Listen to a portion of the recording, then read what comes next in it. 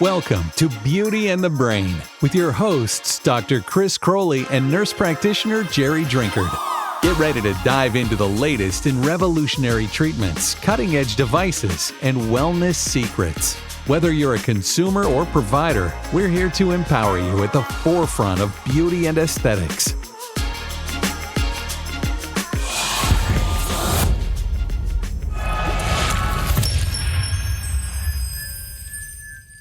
Hi everyone, I'm Dr. Chris Croley, here with Chloe. We are your co-host of Beauty and the Brain, the podcast where we discuss all things aesthetics. And I'm Jerry Drinkard, family nurse practitioner, and together Chris and I own Skin Tonic, a med spa located in Pace, Florida. And we're super excited to have our guest on today. This is her first time, but she is no stranger to the skincare business, but she is very new to us, and we're thrilled to have Julie Diep with us today, our master aesthetician at Skin Tonic.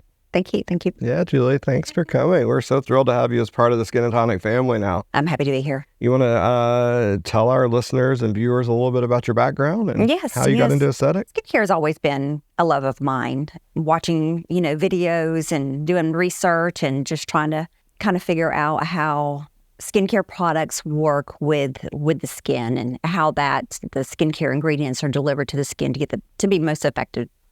Because everyone that has any procedure or any skincare routine, what they're looking for is results. And so that's where my fascination started. And it's just grew into a love of skincare and dermatology. So you started as, or continued to be a medical assistant in a very popular big dermatology office. And that kind of opened the doors for you. You obviously practice what you preach. Looking at your skin, we can all see that. But that really positions you to have a lot of knowledge outside of just learning what you learned at esthetician school. It sounds like you went into it with a base of knowledge.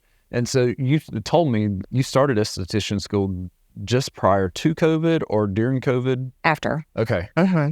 How do you feel that your history or your work history as a medical assistant helped you to propel into what you're doing now? Well, it wasn't a direct path for me at all. When I first started my education journey, I was so focused on becoming a nurse, and COVID just really threw a wrench into my plans. So I wanted to do something and still be in the medical field, and so the quickest avenue was to get my clinical MA. And that opened up a lot of doors.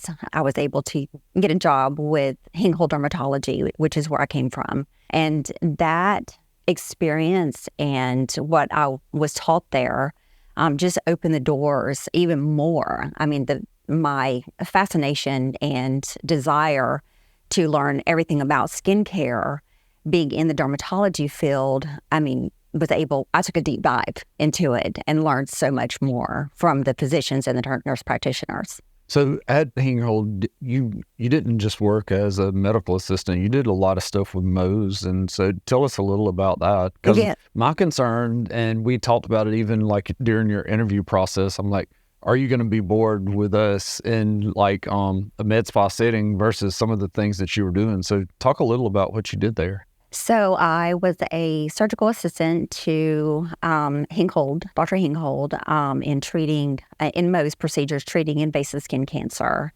And he really took me under his wing, and I'll be forever grateful to him because not only did he teach me all about dermatology and the layers of the skin and how, and the science behind the skin, but he taught me how to sew and suture, and, because the procedures that we did in treating invasive skin cancer, because Dr. Hinghole his background is in plastics as well. And so when you take something out, you have to put it back in, you have to repair it. He taught me a lot about the integrity of the skin, especially when something invasive is taken out of the skin, like, skin cancer. So switching from that into aesthetics, kind of with I know you're doing aesthetic stuff there, but at a med spa, we're definitely not dealing with that. We're sending them to Dr. Hinghole or someone like him. We're saying, nope, we're not dealing with that kind of stuff. How has the transition been for you?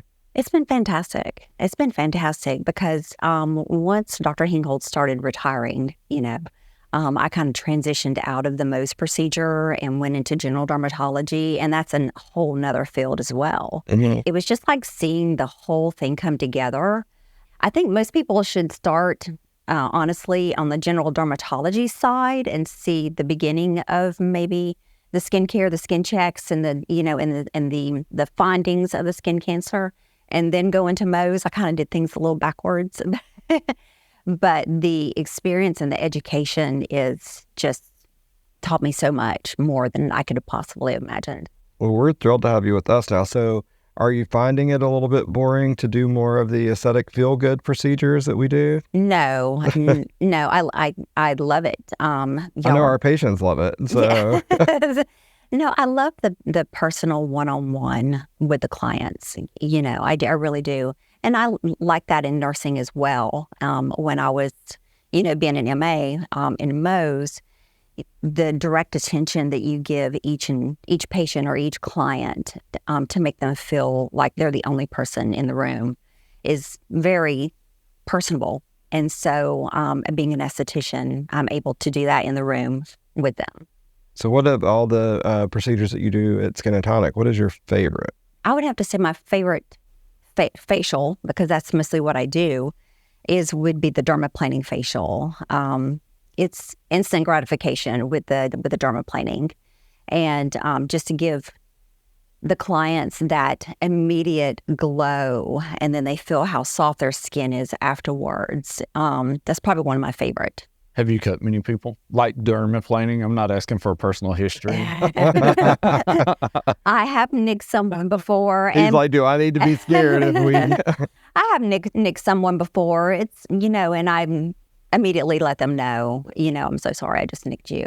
And because, I'm going at different angles. And so I kind of try to, position myself around them. But sometimes it just happens. So let's talk about the dermaplaning facial, because I think that's interesting. And my guess is this is a common question for you. How do you address when some of our females, who are the most common people who get this, are females, if they say, is that like shaving my face and is the hair going to grow back rough? Yes, that is a myth. That's a common question, right? It is a common question. They want to know if it's going to grow back thicker, and they want to know if it's going to grow back darker, and the answer is no. No, because it's the surface of the skin. I'm not going into the hair follicles. Yeah, so the hair doesn't change, right? And so that's, again, it's there's different types of hair, and there's like vellus hair, that's the little fine hairs. And yes. That's really what we're taking off. Now, one of the things that I kind of find interesting is people age and have hormonal changes. Whether we do dermaplaning or not, sometimes the hair will be of a different quality. And so regardless if we dermaplane it, sometimes Jerry's laughing because Chloe's like eating my hands up. If you guys can't see it, she's going through a teething phase. Jerry said it's a schnauzer thing and she'll continue to teeth her whole life. I hope not. She's keeping me on my toes. But back on topic.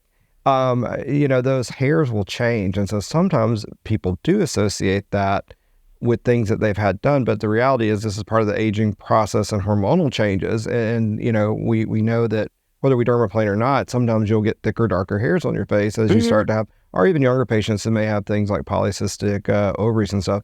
And so for sure, if those darker hairs are a concern, we have things that in the office we can do, with lasers and stuff to treat that as well.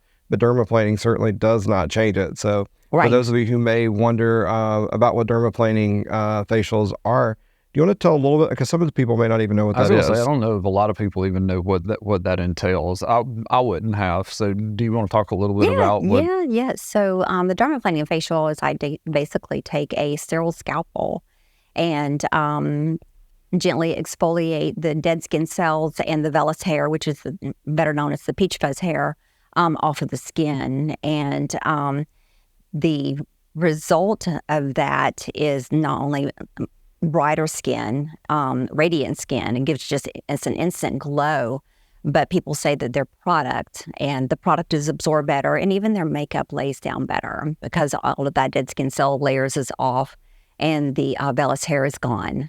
And so, but even I dermaplane myself, and I've cut myself, and but it's probably my favorite facials Yeah, too. that's what we would hear the most commonly is that the makeup went on smoother, their skin looked brighter.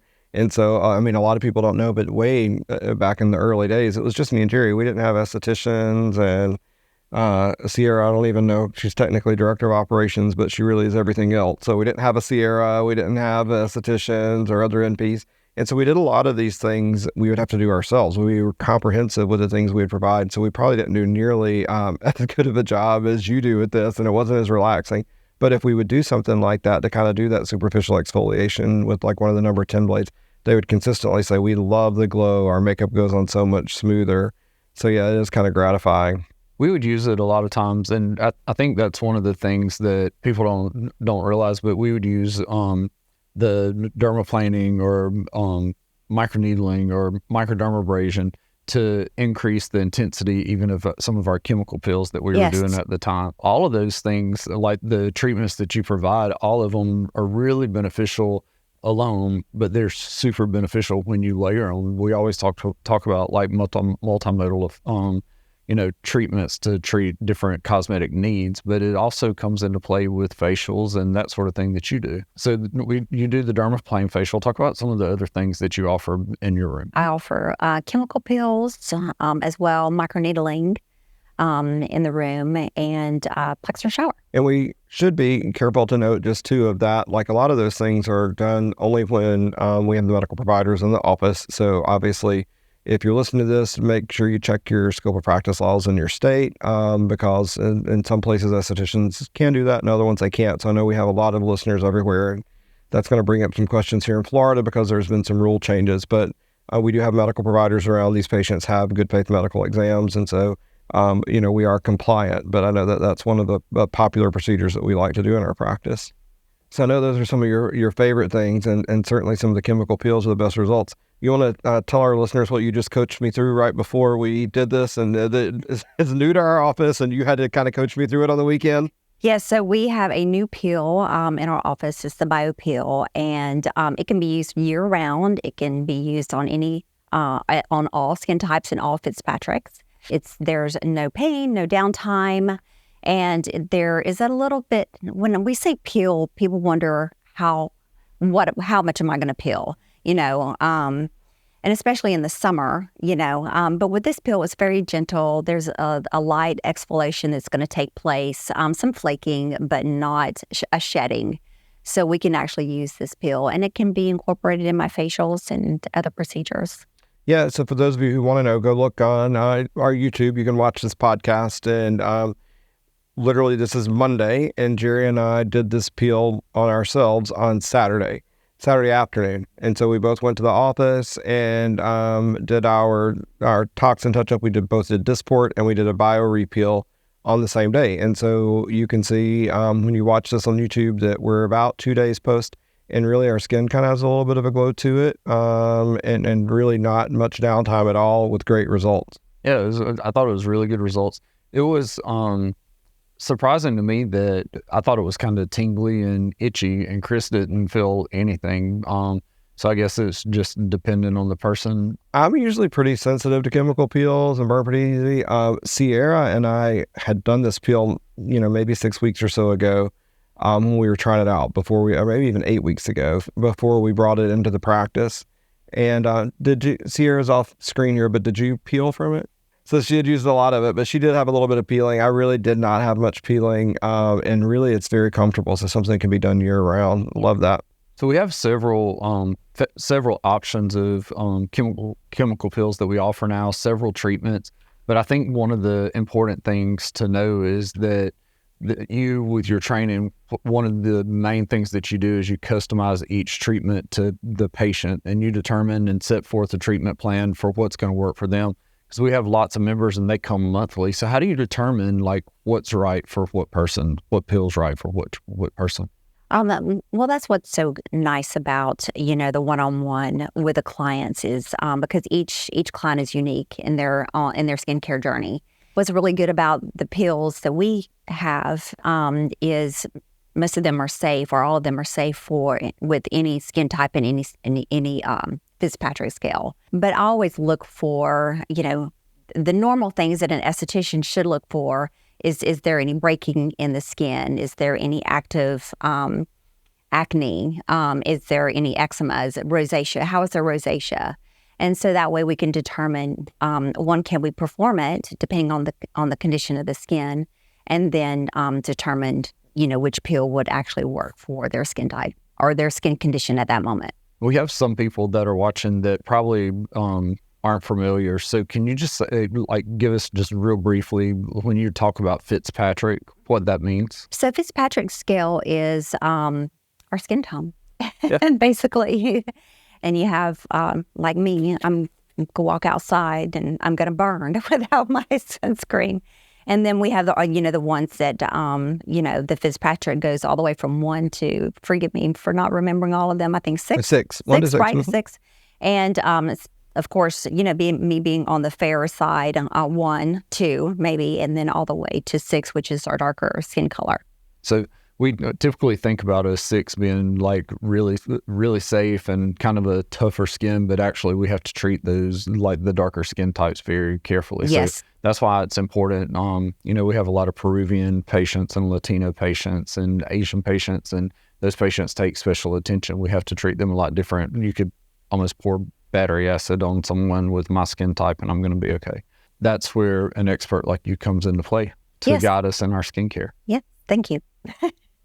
So what new things are you excited about learning and incorporating into your practice at Skin Tonic? There's so much on the market, and the learning journey or the education journey is just, it never ends. Mm-hmm. It never ends. And I'm happy to do everything, but within my scope of license. Well, I think the fun thing is all the toys, right? We always want new toys. Jerry says he needs to put me on a budget because I'm always wanting to buy new toys. And we have so many different devices that are within your scope that we can use there that really are kind of fun. So radio frequency devices and, some ultrasound devices. And even more to come. So people should stay tuned because we are excited about, all the new things that you can offer. But I think the toys are the fun part, right? Yes, and so Jerry's just don't buy anything else. Yeah.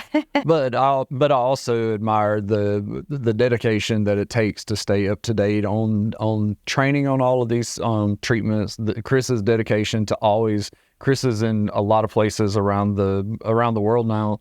And so he sees a lot of machines before we even have the opportunity, and we're very fortunate at Skin Tonic that he brings them in.